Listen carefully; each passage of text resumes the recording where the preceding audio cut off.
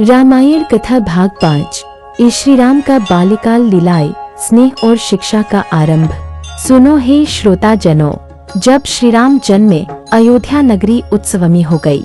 हर घर में दीप जले, हर गलियों में गूंज उठा जय श्री राम, जय रघुकुल नायक।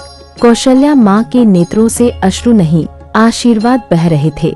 श्री राम के साथ ही भरत, लक्ष्मण और शत्रुघ्न भी पले बढ़े। चारों भाई चार दिशाओं जैसे, पर एक दूसरे में लीन। जैसे चंद्रमा के चारों ओर नक्षत्र मंडल हो, वैसे ही श्री राम के चारों ओर भाइयों का प्रेम मंडल था। राम लक्ष्मण का अद्भुत बंधन। शिशु लक्ष्मण राम के बिना एक पल न रहे। जब राम सोते, लक्ष्मण उनके चरणों के पास सिर रखकर सोते।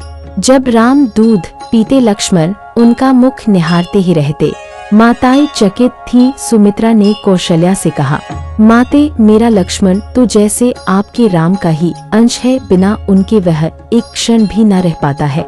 और ऐसा ही प्रेम शत्रुघ्न को भरत से था। यह चारों भाइयों का स्नेह रघुकुल की नींव बन गया। बाल लीलाएं, राम का सहज धर्मबोध। राम जब थोड़े बड़े हुए तो उन्हें खेलों में भी धर्म नजर आता। बालक मित्रों के साथ खेलते हुए वे कहते, जो जीत को केवल बल से पाए वह सच्चा विजयी नहीं होता, जो सत्य से जीते वही धर्मवीर है। राम मिट्टी से शिवलिंग बनाकर पूजा करते, गौशाला में जाकर गायों को सहलाते और वृक्षों के नीचे ध्यान करते। नगरवासी उन्हें देखकर कहते, यह कोई साधारण बालक नहीं, यह स्वयं धर्म का मूर्त रूप है। गुरु वशिष्ठ का आश्रम शिक्षा की शुरुआत। एक दिन राजा दशरथ ने गुरु वशिष्ठ से कहा, हे गुरुदेव, अब समय है कि मेरे पुत्रों को ज्ञान की शिक्षा दी जाए, ताकि वे धर्म और नीति के मार्ग पर चल सके। तब चारों राजकुमारों को वशिष्ठ आश्रम भेजा गया। वहाँ उन्हें वेद, धनुर्वेद, राजनीति, ज्योतिष, आयुर्वेद, संगीत, व्यवहार और शास्त्रों की गहराई से शिक्षा दी गई। राम ने विशेष रूप से ध्यान, संयम और शास्त्रार्थ में गहरी निपुणता प्राप्त की। लक्ष्मण धनुर्विद्या में निपुण हुए।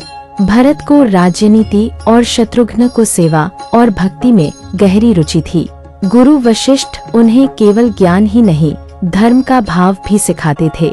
उन्होंने कहा, हे राम, राजकाज से पहले प्रजाकाज सीखो। सेवा, त्याग और संयम ही एक सच्चे राजा का आभूषण है। कथा यहीं नहीं रुकती।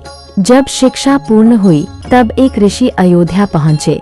उनकी जटाएं जैसे अग्नि की ज्वाला, नेत्रों में तेज और वाणी में आदेश।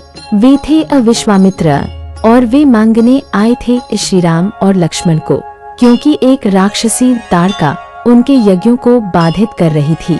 अगले भाग में श्री राम और लक्ष्मण का ऋषि विश्वामित्र संग वनगमन, ताड़का वध और दिव्य अस्त्रों की प्राप्ति।